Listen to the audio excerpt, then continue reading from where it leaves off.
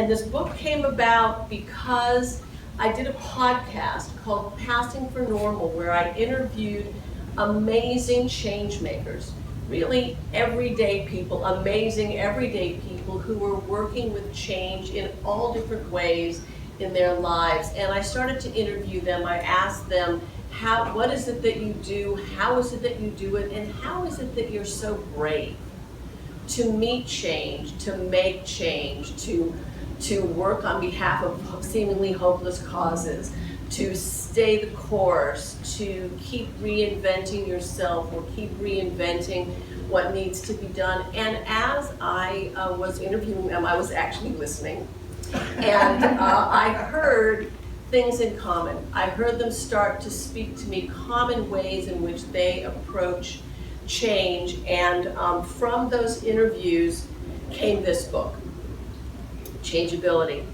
And so really the intention of this book is to provide tools for people to help everyone navigate change with more flexibility, more effectively, and with more ease. And in this time that we're living in, we need it more than ever.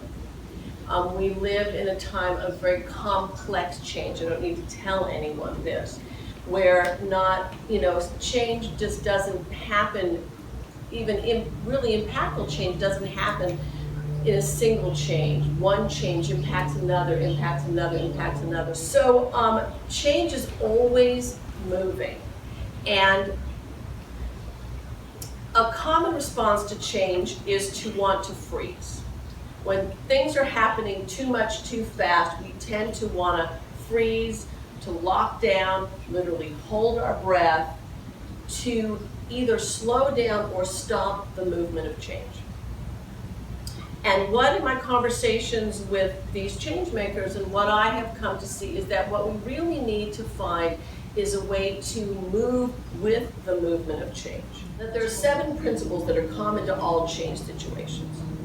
The first one, and I'm just going to kind of list them, and you can think about a change that you're going through right now, something that you're actually working with right now. Everyone's got at least 10. There's probably one that comes up first, right? So think about a change that you're involved in right now. Bring awareness is the first principle, meaning that in any change situation, I am going to have awareness that there's actually a change happening, or a change needs to be happening, or sometimes I need to bring awareness to other people. This needs to happen. Quick, the flood's coming, evacuate, right? I need to bring you the awareness, you need to leave now. Listen deeply, which means not just listening with your ears, but listening with your sight, with your perception, with your intuition. What's going on? What is the nature of change that's in my life right now? What are the signs? What am I paying attention to? What am I ignoring? What needs to happen here? The next one is find community, which really means find support in any and all ways. I find that when people are in change situations, and especially impactful change situations, that they do not reach for enough support.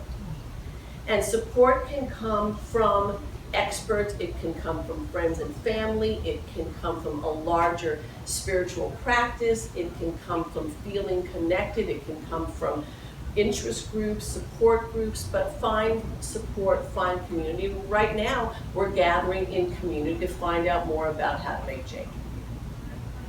Proceed incrementally. Change moves from breath to breath, from moment to moment.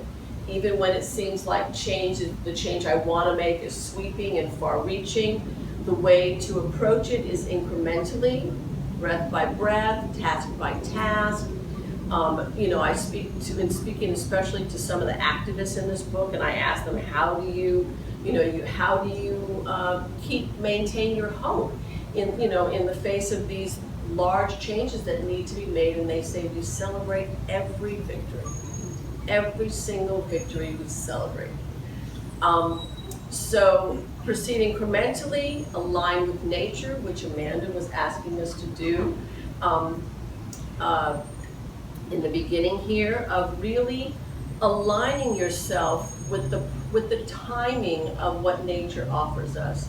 Align with nature speaks to finding the proper timing. Sometimes there is better timing than others to be making a change, and find how nature, the natural world, the rhythms of timing can help facilitate the changes that you want to make. Have hope. Without hope, we're not even going to try.